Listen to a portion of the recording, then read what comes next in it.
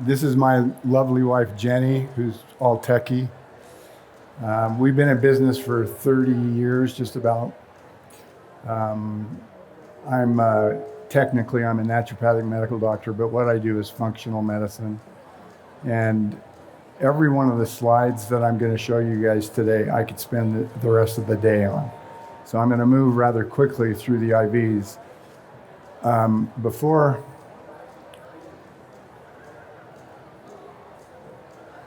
Before I was a doctor, I was an intensive care nurse. So IV therapy was a very natural addition to our, I don't want to get a lot of feedback, Jenny. I meant feedback from the sound.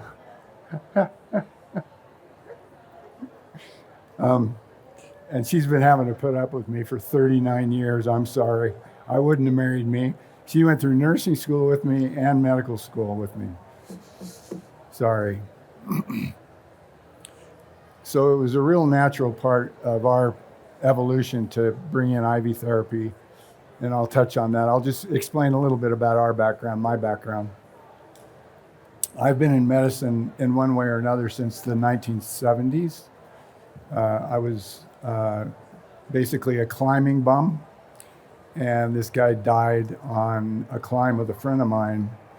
And I realized that anybody I was hanging out with out in the deserts or the mountains, they didn't know anything. So I became an EMT, and then I got my national registry. And then I ended up in nursing school. Don't even ask me how that happened. And then I ended up being an ICU nurse. I don't know. So when I was in nursing school, I thought, well, I'm just going to bugger out and become an ER doc, and I can live my bohemian lifestyle and keep climbing and work 3 nights a week. That's what I thought would happen. So I needed a job because I needed to get my organic chemistry and my physics and stuff out of the way. So I needed a job, but I couldn't work, 14-hour shifts in the ICU. So I had a friend that ran University Home Health, and she gave me a job. That's when I saw the dark underbelly of modern medicine. That's when I saw the polypharmacy. That's when I saw the unnecessary surgeries. And I became very, very despondent. And I was like, what am I going to do? I'm going to end up in some med school someplace, and I'm going to call them on their crap, because Big Pharma runs medicine. And I was just like, I'd never heard of naturopathic medicine. And then when I did hear of it, I thought, what is this, a Cracker Jack box diploma? Like, what is it really? Back in those days, functional medicine hadn't even, the term functional medicine didn't even exist yet. Long story short is, Jenny and I toured a couple of the schools, and we realized that it was an actual 4-year clinical program. So I ended up going that route. But even then, going through school, they teach you the same stuff when it comes to endocrinology. So I really specialize in testosterone, estradiol, progesterone, DHEA, and thyroid. I've been studying it since 1996, and I have studied with every camp out there.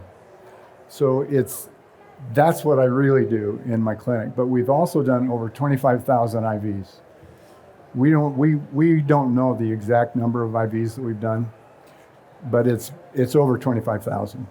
And I used to do everything myself. Now I have 2 wonderful MAs that run the IV suite, because when we moved, we were in Sugar House for 22 years or something. I walked to work for over 2 decades. I was a block away from my clinic.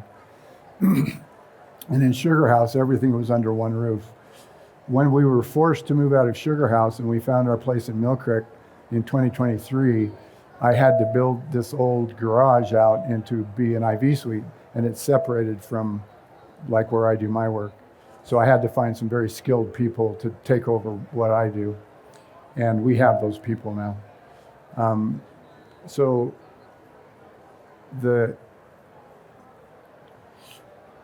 I'm going to start with stem cell IVs. There's a guy that did a talk on stem cells. I listened to him a little bit.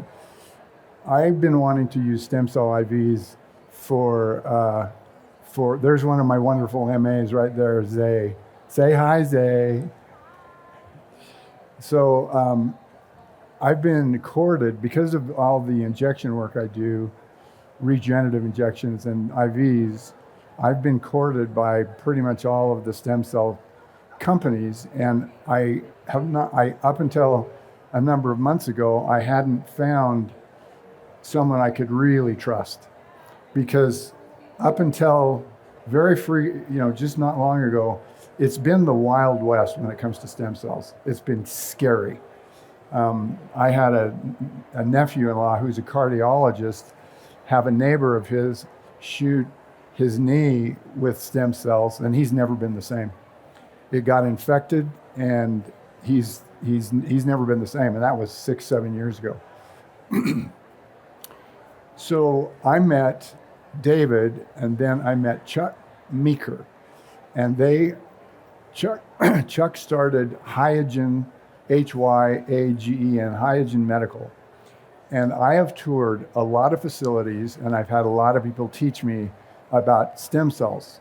And I can tell you that these people are head and shoulders above anybody else, any facility I've ever toured, any education I've ever had.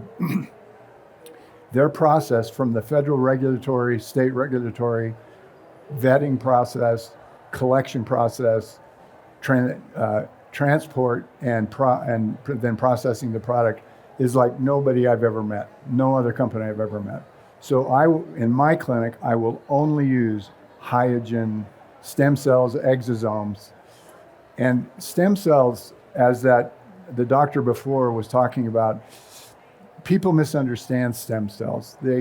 What they're really doing is they're reducing inflammation. They will migrate, especially if you do it IV, they will migrate to where you're inflamed, and they'll clean up debris, and they'll increase blood flow and increase microcirculation. And so what you do is heal your the body. My chiropractor, Dr. Suzanne Cronin, has something on her wall, and it says, "The power that makes us heals us." And I truly believe that.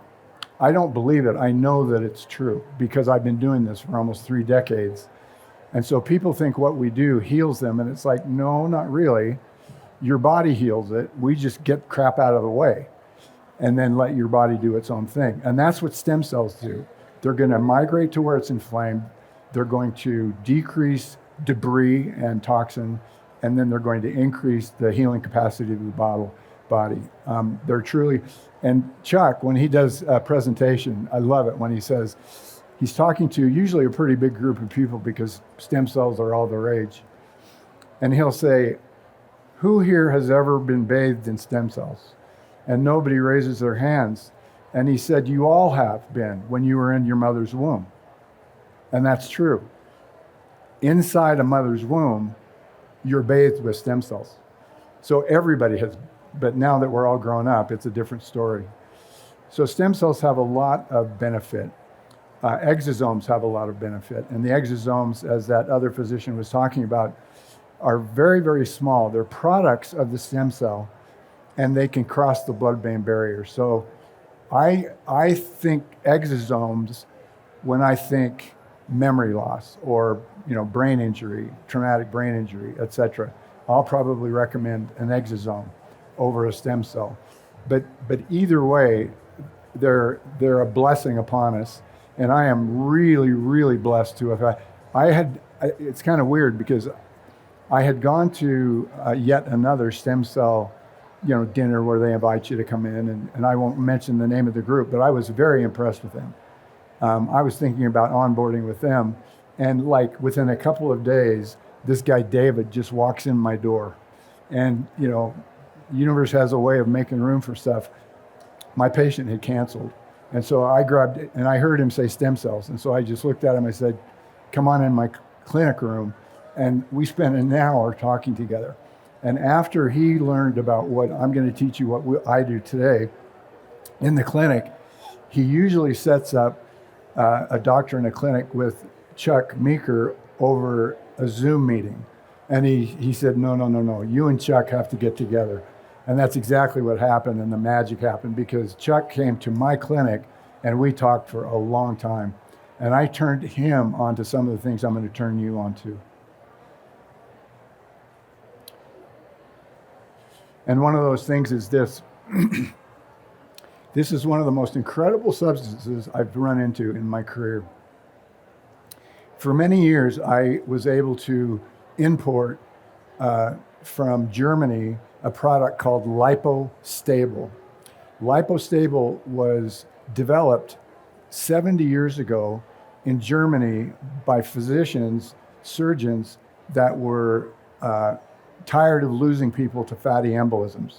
So when you're in a trauma and you break a long bone, the marrow of a long bone is very fatty, and if it gets into the bloodstream, it can migrate to the brain or to the heart, and it can kill you. I've seen this in the ICU.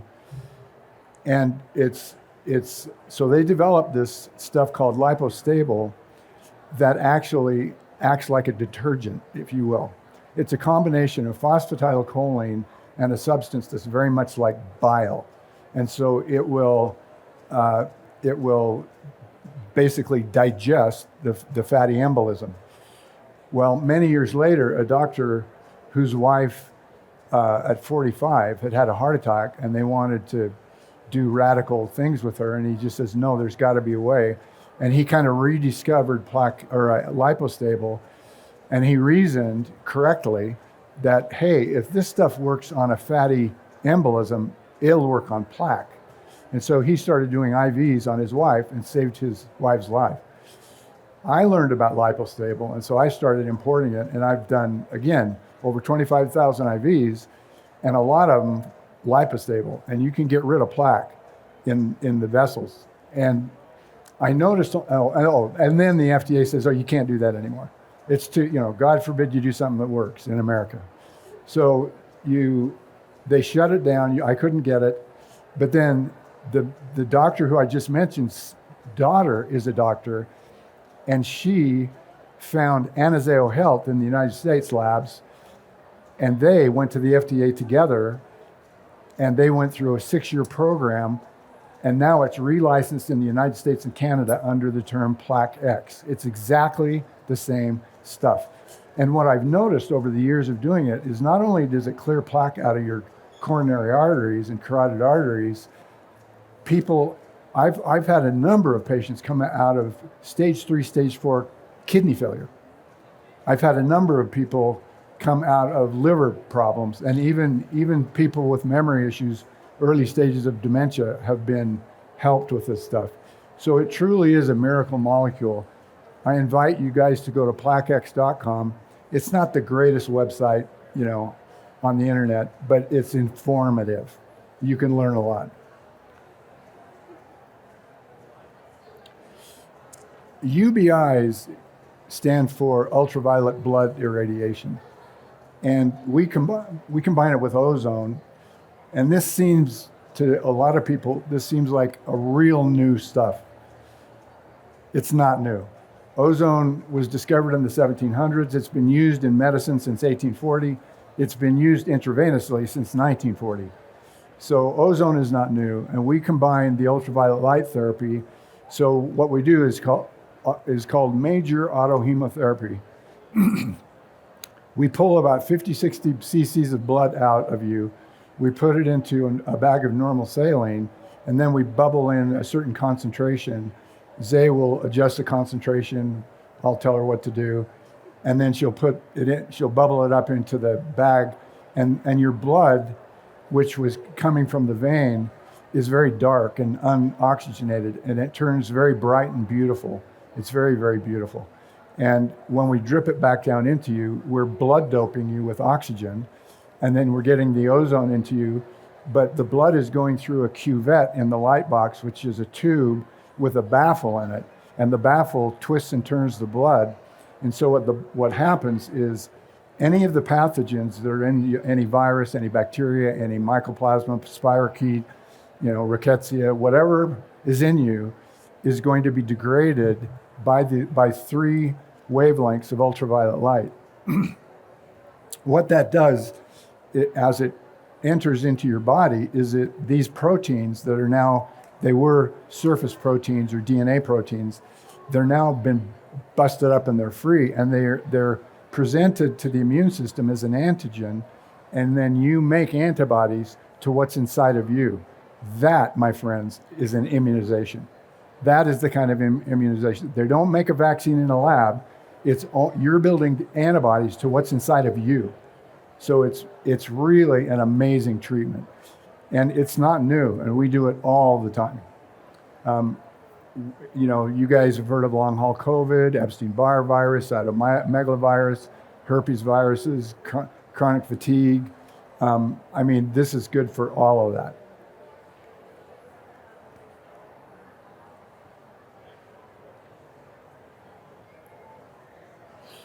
So this is one of our most common IVs. We do a lot more IVs than I'm showing you today, lots more, but these are the most common ones. So this is a medium immune enhancer, we call it. We have a small, medium, and large, and we can add and subtract from all of that. And it's got magnesium, potassium, calcium, selenium, zinc. It's got vitamin B1, 2, 3, 5, 6, 12, extra 5, extra 6, because everybody's stressed out, and that's good for stress. And then this particular one has 12,500 milligrams of ascorbic acid. And some people think that sounds like a lot because it's 12 and a half 1,000 milligram capsules. In my world, that's not even close to high dose, not even close.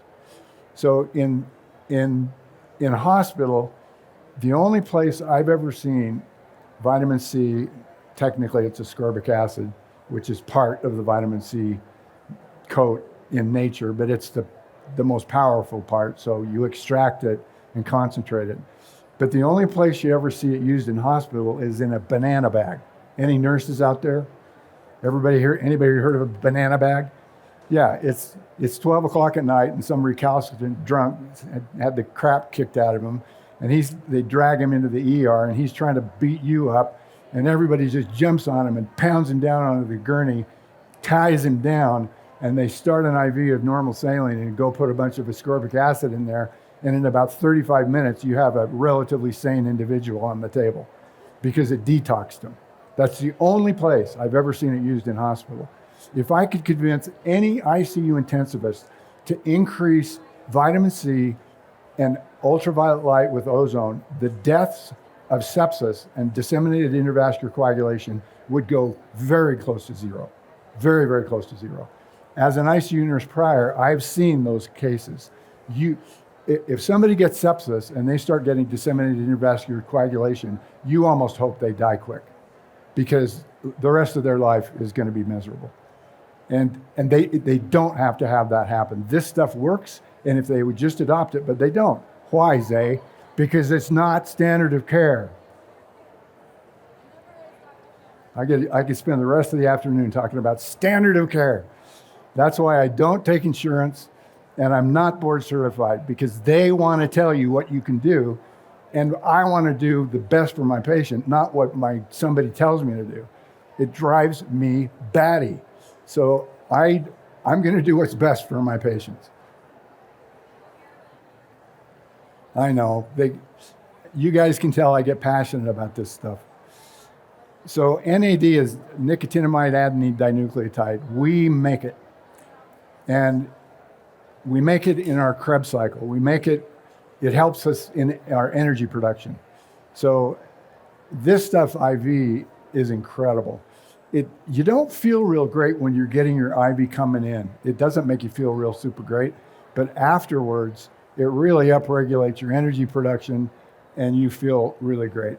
Sometimes you can feel a little nauseous, your head can feel a little weird when it's doing it. We have a patient who's now kind of a partner of ours, and she lives north, but she's had a lot of experience with getting NAD IVs. And she's saying like when we started doing it a while back, she goes, because I took a course from a guy who claims he's an expert in NAD, and he starts everybody at 125 milligrams per IV. And our friend said, don't do that. Start at 250. And it's like, well, why? Because at 125, they don't feel a thing, and they just gave you money, and they don't think it did anything. So start at 250, make them a little sick, make them feel like what it feels like, and then hit them with 500 after that. So that's what we do. We preload people in about 3 IVs. We start at 250, we go to 500, then we do another 500, and then we do another 500 and then another 500 the next week. And then after that, they can either choose to come in and get maintenance IVs, or we can give them injectable, and they just use an insulin syringe and shoot it into their tummy or their leg or something. But it's incredible. NAD is.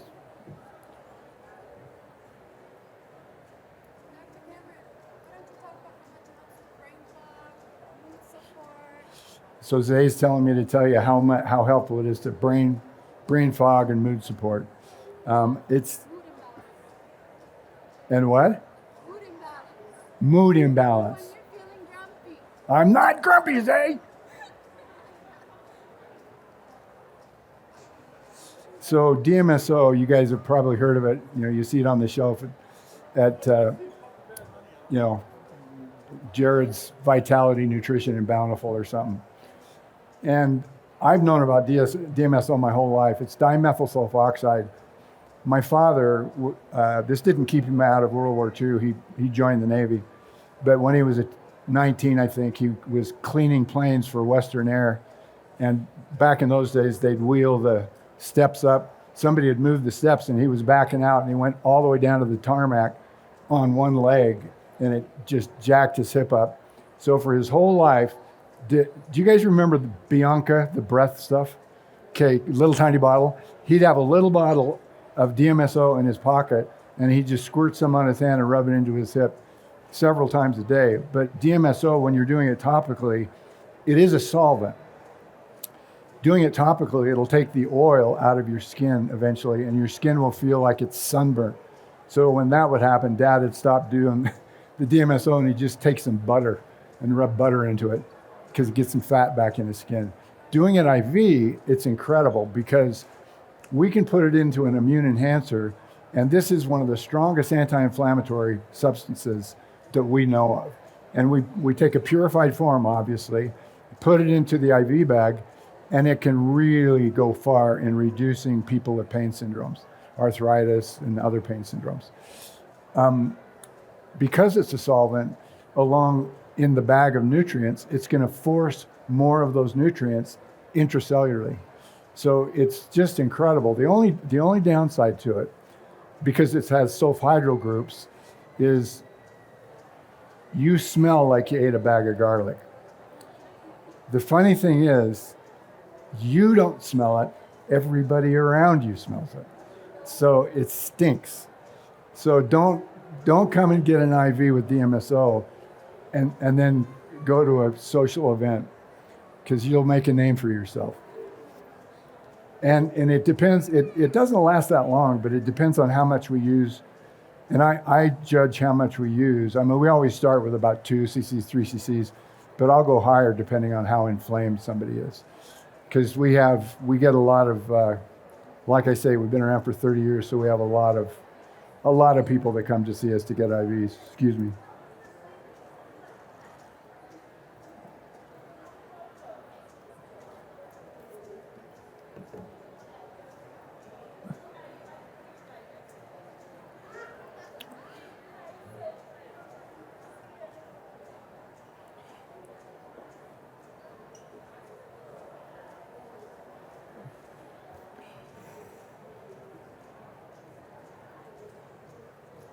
So I talked a little bit about ozone as it goes along with our ultraviolet light. We combine them almost all the time.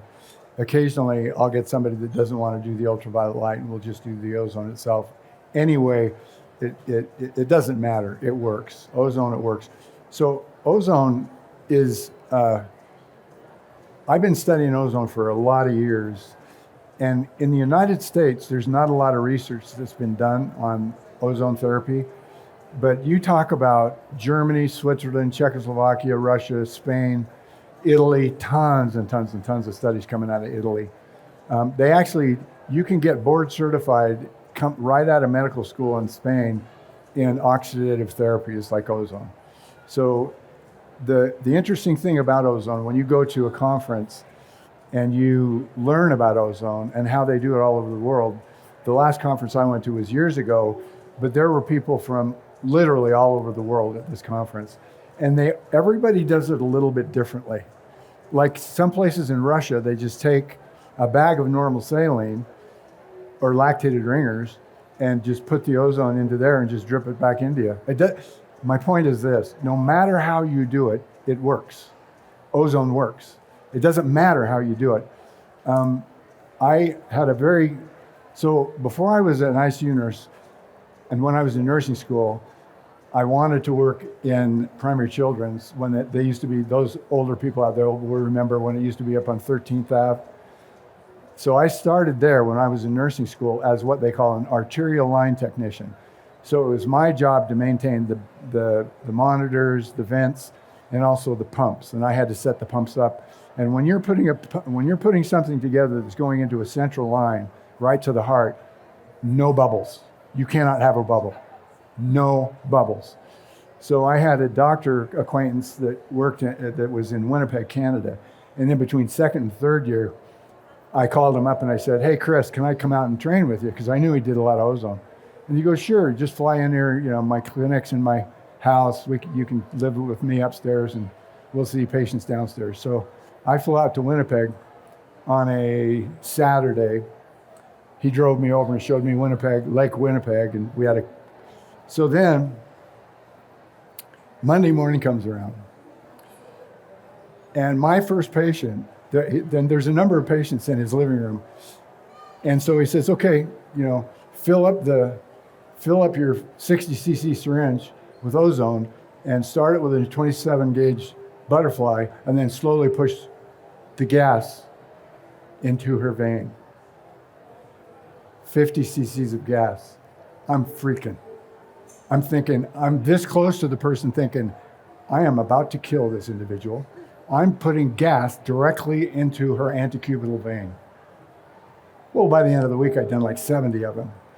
But you can only do that if you use a small needle and you push very slowly. There's been some deaths in the world. In Germany, they don't do it anymore. They've outlawed that because if you use a needle that's too big and you push too fast, you're going to kill somebody. But if I had a family member or a friend that was sick and that's the only way that I could do it, I'd do it in a nanosecond because I've done, almost 100 of them. But boy, that first one, I just remember thinking, okay, I got to keep a confident face because they're looking at me, looking at them, and I'm about to kill you with a smile on my face.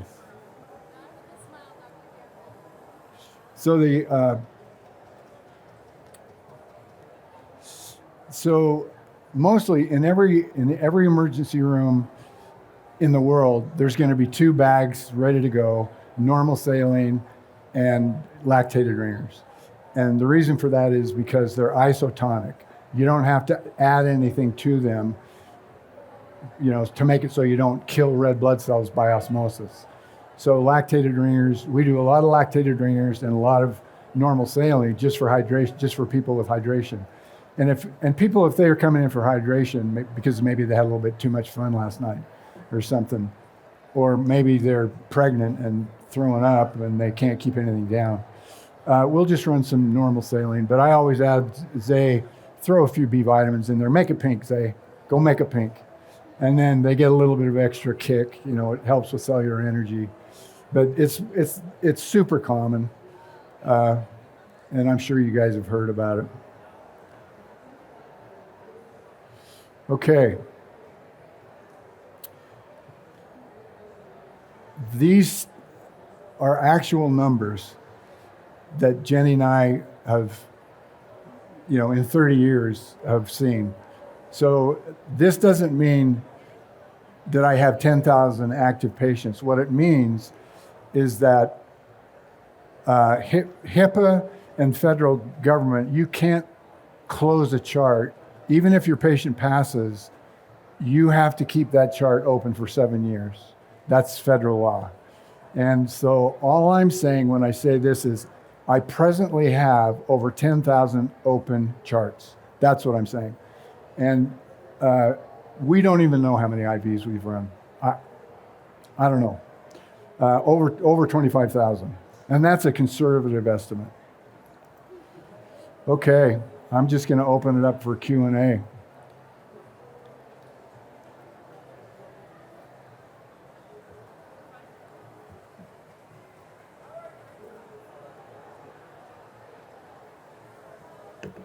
We don't have another. You're just going to have to shout it out, girl.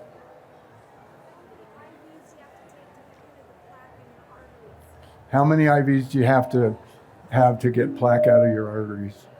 That's a good question. I'll tell you the story of my friend Annie. Well, the protocol is 2 IVs a week for 15 weeks.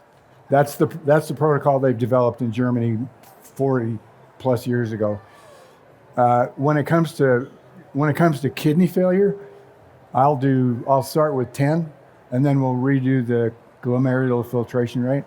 It's really cool to see people, because people, when they get into kidney failure, doctors just think, you're going to be dialyzed here within a couple of years. You're going to go into dialysis, and it's like, not if you come and do Plaque X. You're going to,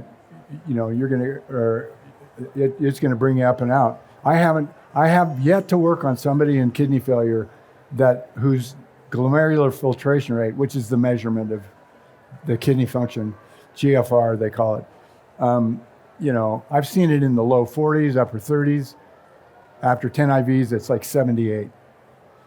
And some people are going to be a little bit tougher, but same thing, people will tell you, my husband is thinking more clearly. He's speaking more clearly. It's amazing. So the Annie story goes like this. Now, it is true, Annie did smoke. She's my age. She's 71 now. And she's a dear, dear friend of mine. And also, she and her family have been a patient of mine forever. Well, she's a cowgirl. She works hard. And she's healthy. She hasn't smoked for decades and decades. But I get a call from her one day.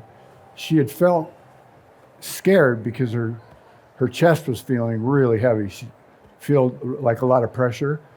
And she knew something was going on.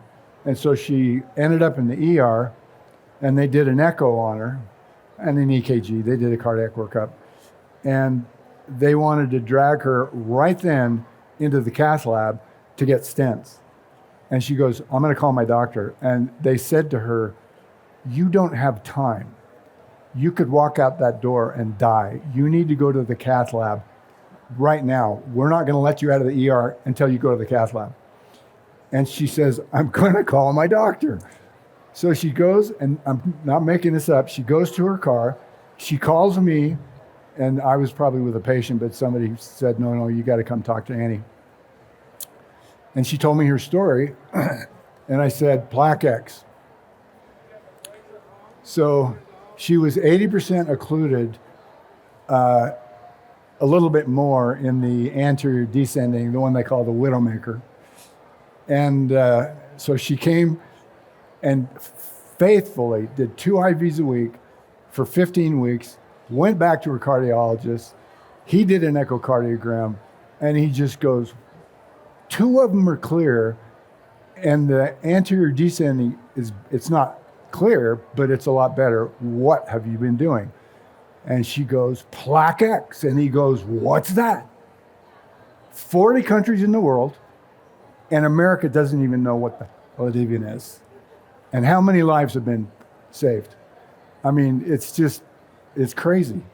If there's 4 things that I would change if I ran the zoo, put ozone, put ultraviolet light and vitamin C in an ICU,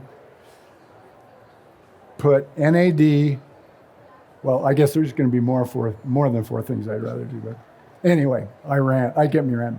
Anybody else have a question? Dr. Cameron, talk about the amazing side effects of Plaque X, what we've noticed with our patients. Zay wants me to reiterate what we noticed with our patients with Plaque X. They think more clearly. Their organs, glands, and tissues work better. They just work better. So even though it's kind of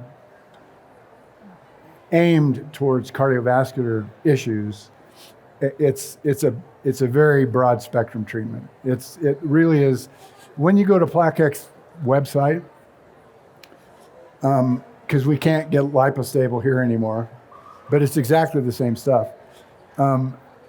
It calls it the miracle molecule, and it truly is. It really is. It's just incredible. And I can't even tell you how many IVs we've done of Plaque X, and then before that lipostable.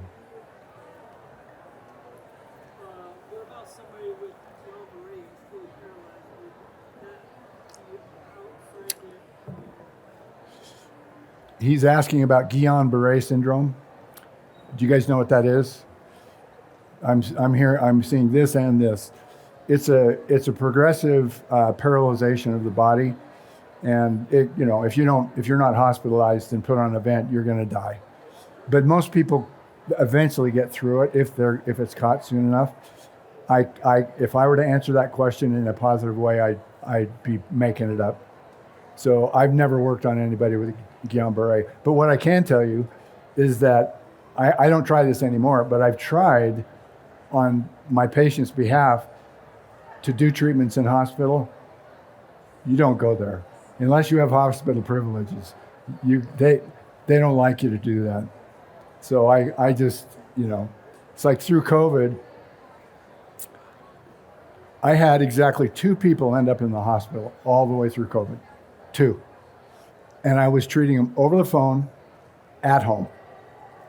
Cheap, inexpensive, basic stuff. Ivermectin, vitamin C, vitamin D, quercetin, nebulized budesonide, and nattokinase on an empty stomach to eat up the microclots in your, because it wasn't ever a pneumonia unless it got into a pneumonia. It was a inflammatory thrombotic disease. It could go to pneumonia, and that's what took people in the hospital. Doing that, I ended up having 2 people hospitalized, and it cost them $1.350. Standard of care. Okay, anybody else? I'll walk around.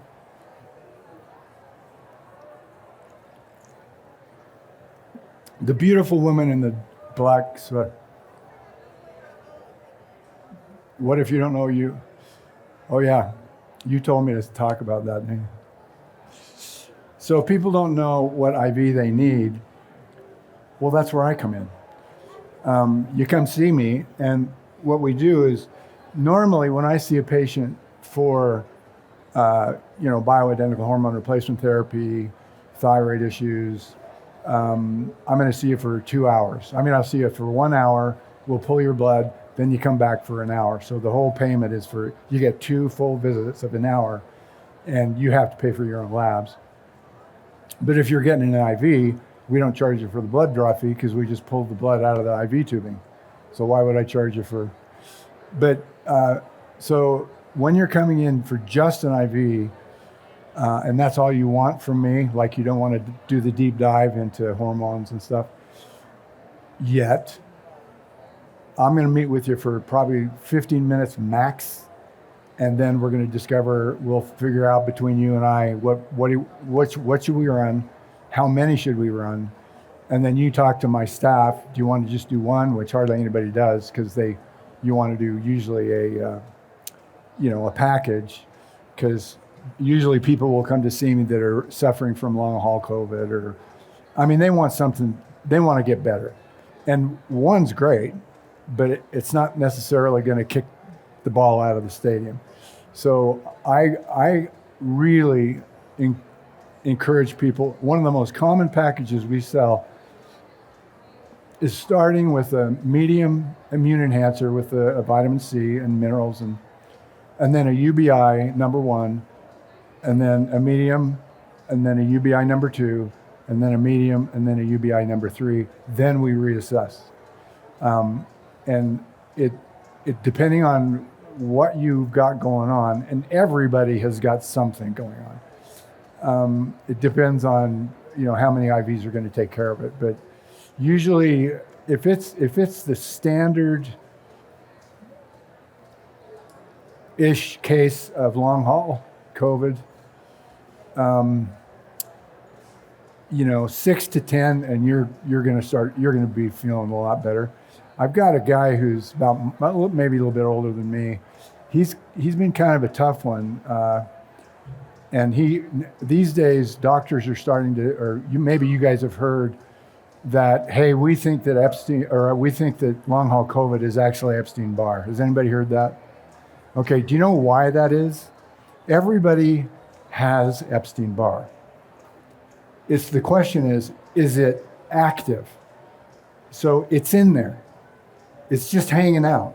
And if you get COVID or adenovirus or rhinovirus and you get a cold or you get the flu, then your immune system comes down and the jack pops out of the box. Epstein-Barr gets active again. Did it cause the long haul COVID? No, it's associated with it. That's in my thinking. That people, just because you have long haul COVID and your doctor somehow or another decides to do an Epstein-Barr titer and your immunoglobulin M is up, he's going to point to that and say, that's your problem. And it's like, wait a minute, they had COVID before they had this. This was on the shelf. This wasn't even active. Now it's active. So now they have long haul COVID and active Epstein-Barr. More IVs. What's Epstein-Barr? What's that? What is Epstein-Barr? What is that? Epstein-Barr virus is one of the most common chronic viruses. It's the kissing disease. Everybody's got it.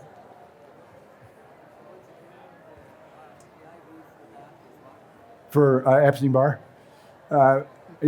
anything pathological, like, I mean, if you're coming to me with rheumatoid arthritis, it's a different conversation. But basically, because everybody has something, right? I'm gonna recommend the leapfrogged, vitamin C UBI. Now, the guy I was just talking about, I'm gonna get him up to like level 6 in a UBI, because I think he's a little worse than we thought originally at first. He's a lot better now, but he's not 100%. And I want to get him to 100%. And I think that's just going to be a few more, like maybe 6 more IVs, because he's about 75, 80% better. Anything else? Going. Okay, thanks, guys.